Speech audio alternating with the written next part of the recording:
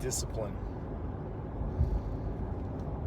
I love the concept of discipline. I love Jocko Willink's discipline equals freedom. But I do believe that it is quite a misunderstood thing. The way a lot of us talk about discipline is doing these things, making your bed, making sure you do your training, and it ends up about ticking boxes.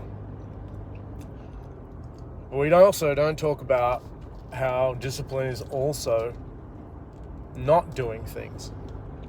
I mean, people get that concept of, I shouldn't drink, or I shouldn't do this, or I shouldn't eat fried food.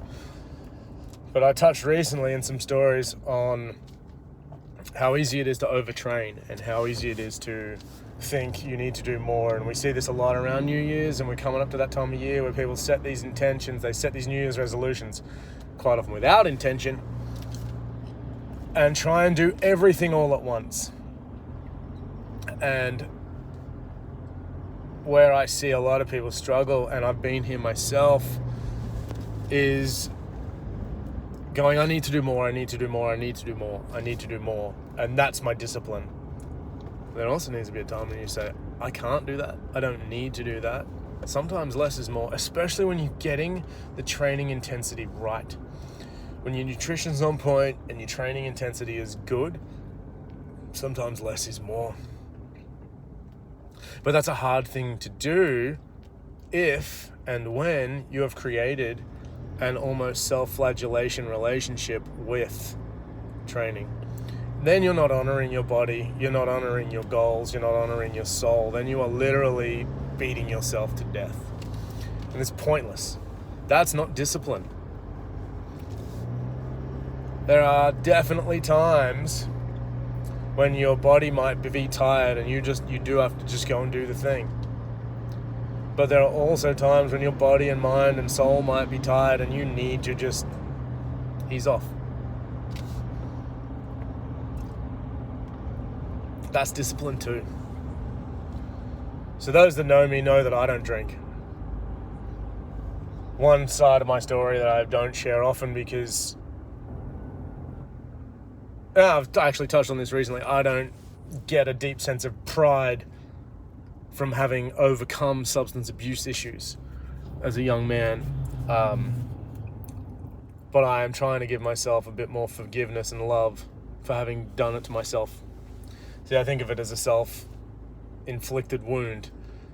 So I don't, praise myself so much. But that's why I don't drink. I don't get anything out of having a glass of wine. It doesn't propel me.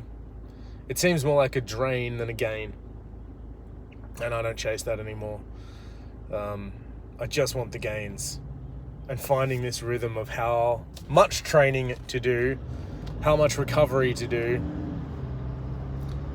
to make sure I'm recovering from the training and keeping that intensity at a level that allows me to train and see progress. It's a puzzle, and it requires discipline. So there's two sides of the coin to discipline. But all of it, when you find the rhythm that works for you and your soul and allows you to do the things that you want, see the progress you want, it is definitely 100% in my mind the greatest form of self-love. So for me, not eating the shitty food, not having a drink because, that's what we do, especially here in Australia. Oh, what, you don't drink? No, I don't drink.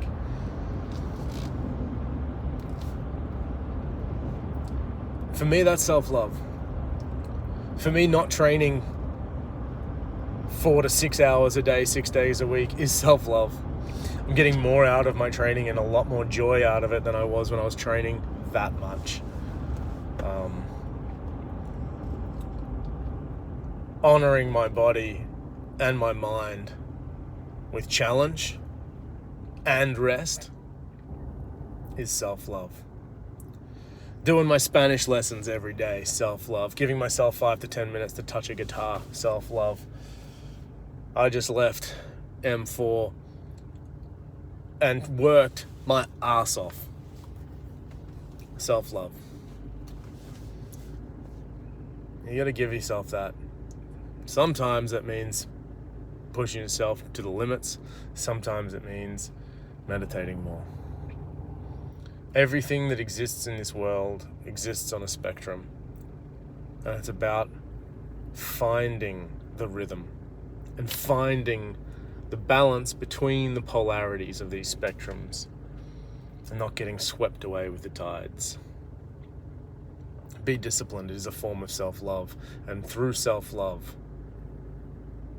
we're able to give so much more to our loved ones.